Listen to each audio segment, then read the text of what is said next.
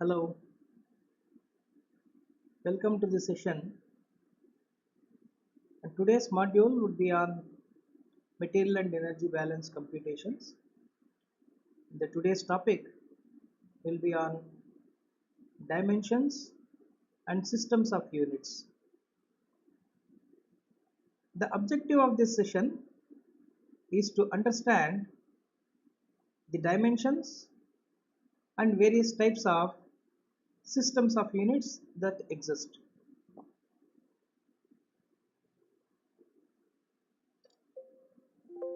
Now, after the graduation, the student would be working in chemical and petrochemical and refining industries. Now, apart from this, the graduate engineer is also need to show his expertise in various industries like drugs and pharma companies, microelectronics, explosives, fertilizers, agrochemicals, leather industry, food industries, paints and pigments, pesticides, plastics. It's a very big list. Now, what am I learning in this session? Is the question now in your mind? Now, to answer this query, as an engineer, you are supposed to solve the engineering problems in the process. During the solution of the problems, you will be always looking at various dimensions that actually guide your solution in solving the problems. So for example, when I say dimension, these dimensions you should precisely know. I am repeatedly talking about these dimensions. What actually is a dimension?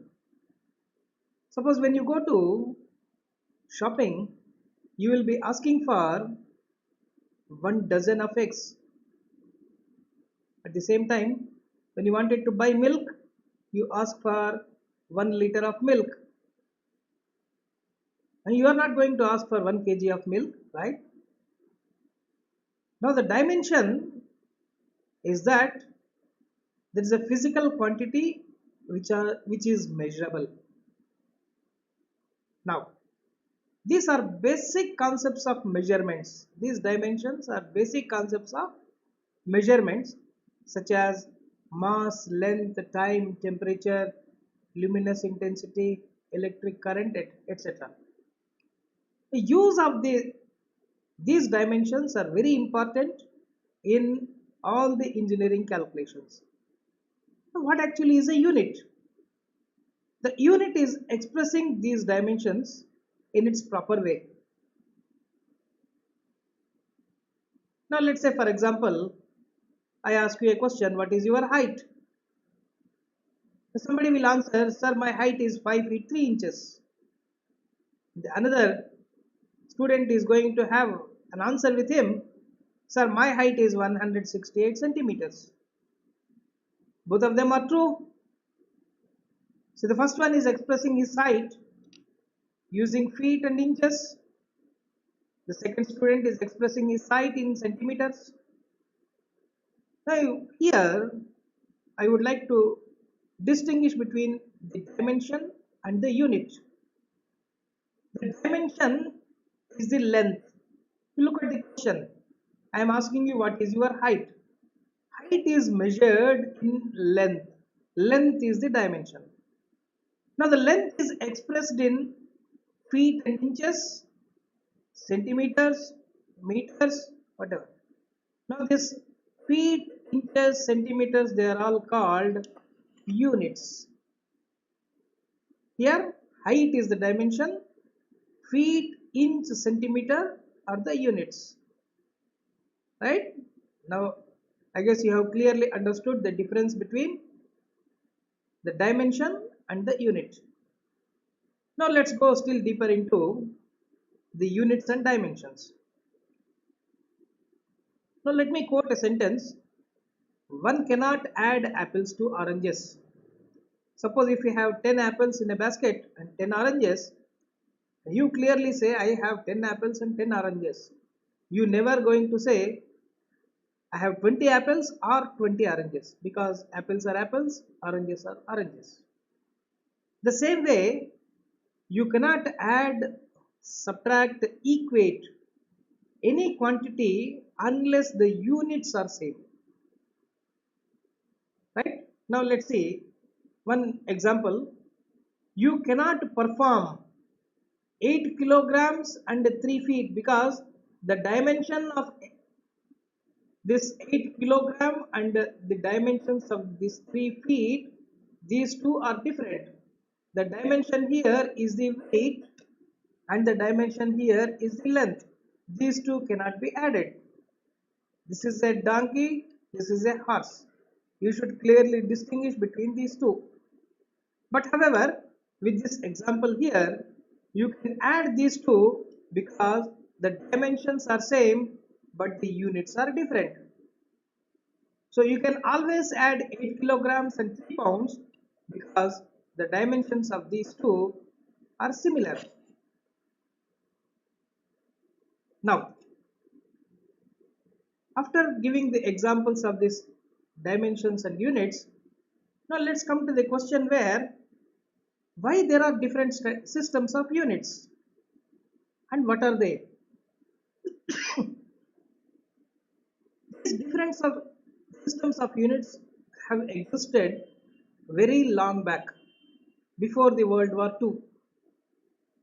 The peoples have formed their colonies and they were living separately without combining with the world, and in those days the trade was happening with the exchange of materials, not with the money. Now these colonies had their own way of measurements and units. Now after the World War II, the world is united together and to have a common measurement, so that exchange of material has to happen but with exchange of money. So that's called international trade. So it forced the world to establish a standard system where that is to be followed worldwide. And that's the time where this system international, which we call it as a SI system, has been evolved. Now by using this system international, the world trade had its unique way of measurements and they have established their own standards. Now, when we come back to talk about what are different types of systems that were there earlier, the British colonies, Europe colonies were, trying to establish their own set of standards. The American colonies were trying to establish their own set of standards, and there was clear cut distinction among them. So there are three different known set of standards earlier, set of unit systems earlier, which is CGS system, centimeter gram second was the standard, MK system, meter kilogram second was the standard, and FPS system, foot pound second was the standard. Now all these things we already know, which we have come across in our earlier classes. Now when we talk about the standards after the establishment of SI system, what actually was this standard? What was the establishment for this standard? Now let's see some of the standards for the dimensions and units. The establishment of kilogram has been done, which is the mass of an international kilogram, a platinum iridium cylinder that is kept at Sèvres in France. This is the standard for mass. So what they did is that they have taken a platinum iridium cylinder Why platinum iridium cylinder? It will not be rusted out. The weight of that cylinder will be same even for years together, and that they kept as a standard. So all rest of the world has to follow the same weight which is kept at Sèvres in France. So the 1 kg stone that we see now is equivalent to the weight of the platinum iridium cylinder that is actually kept at Sèvres in France. That's the standard. Then the meter. It is the length of the path travelled by light in vacuum during a time interval of 1 upon 299792458 of second. This is a standard establishment for meter. Then see, this meter and second are linked together. Now what is the standard for second?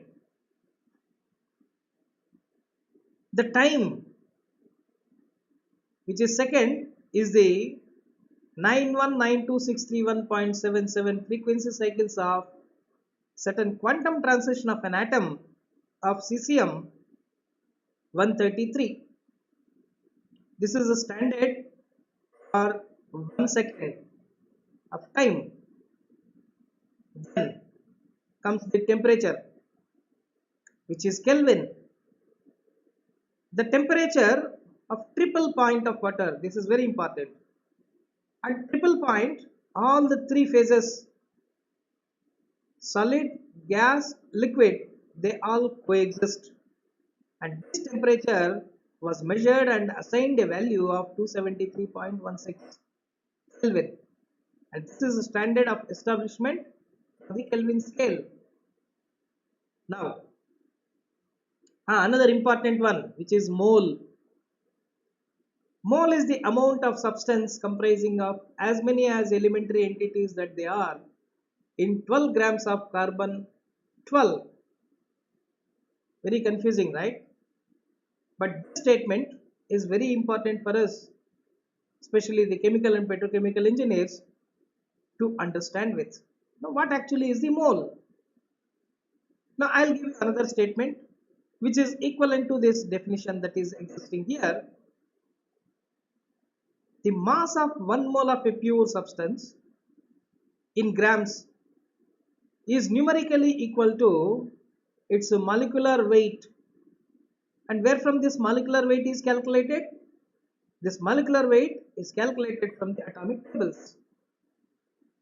Now what the statement says is that suppose if you wanted to have mass of a substance, mass of a pure substance in grams, so what you are supposed to do is equate this mass to its molecular weight, that's all.